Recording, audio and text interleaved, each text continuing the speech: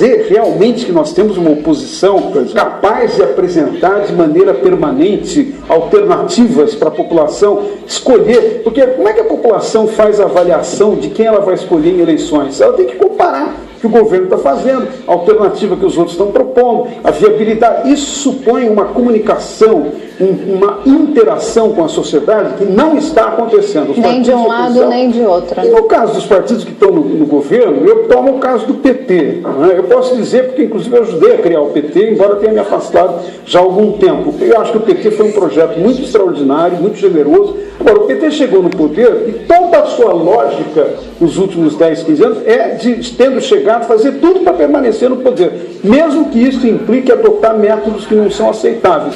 Veja, a presidente Dilma provavelmente foi uma das únicas pessoas do sistema político que fez uma menção às manifestações. Ela reconheceu a legitimidade, ela disse que estava solidária, mas ao mesmo tempo ela diz, a voz das ruas estão dizendo uma série de coisas, inclusive estão repudiando a corrupção e repudiando o mau uso dos recursos públicos.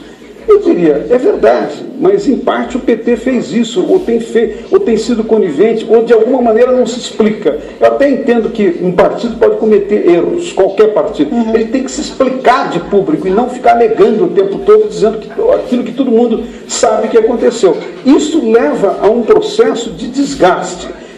Pergunta, um dos internautas fez essa pergunta, esse desgaste é perigoso? É muito perigoso, porque se nós não tivermos uma relação, mecanismos institucionais de mediação da sociedade com as instituições mais importantes, vai ficar um oco, um vazio, que pode se transformar numa oportunidade para aventuras políticas das piores possíveis, inclusive aventuras de tipo ditatorial, ditaduras ou eventualmente regimes autoritários. Os partidos, na lógica estrutural deles, no padrão mental, né, diria para você, talvez, de 1945 para cá, não correspondem mais a essa nova sociedade. Não é? Parece que perderam o vínculo, o elo da representação.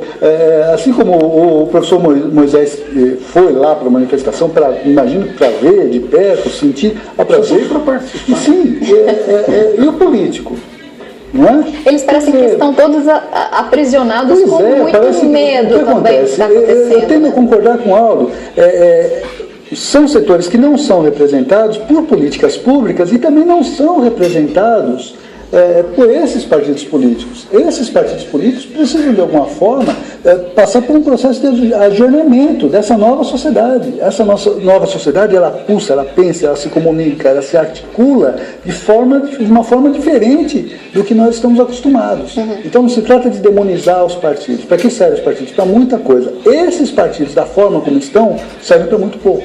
Né? Eu acho que essa discussão é importante fazer. Eu acho que os partidos não podem querer surfar nessa onda.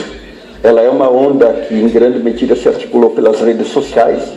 Ela tem elementos fortes de espontaneidade, né? Porque existia um núcleo organizador inicial que é o Movimento Passe Livre, que, inclusive, alguns dos seus líderes foram e são meus alunos, né?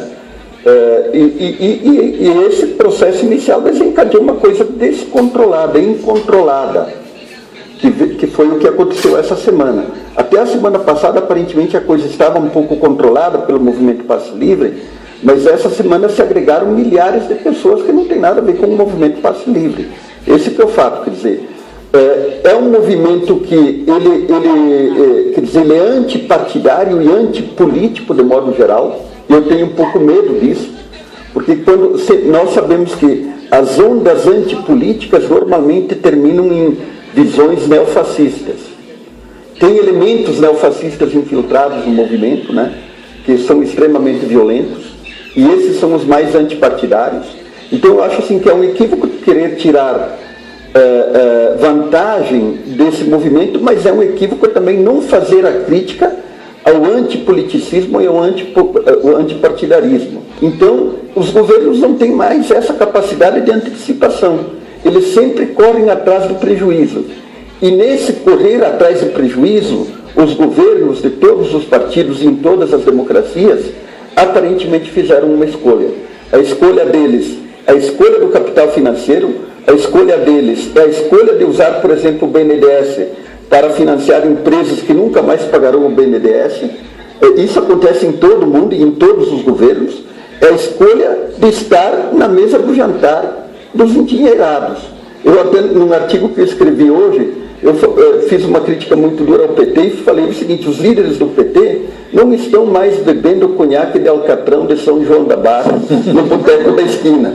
Estão bebendo uísques finos e vinhos importados. Eles estão distantes do povo. E o PT cometeu o erro básico que todo partido, ou o Estado, ou até o líder que ascende, comete, quer dizer, que é achar que quando está lá em cima, triunfou e ele vai permanecer aí. Quer dizer, e aí nesse sentido falta a virtude republicana. Quer dizer, a virtude republicana, ela implica que você lute permanentemente para manter aquilo que você conquistou, e nesse sentido eu não critico o PT por querer manter o poder, quer dizer, é da lógica de todos os partidos quererem manter o poder. Política. Exatamente. Então, o problema é como você mantém o poder. Quer dizer, o PT se acomodou lá. Esse que é o fato. E de certa maneira ele mudou de lado, porque não está mais bebendo conhaque de Alcatrão de São João da Barra como o povo, como os peões.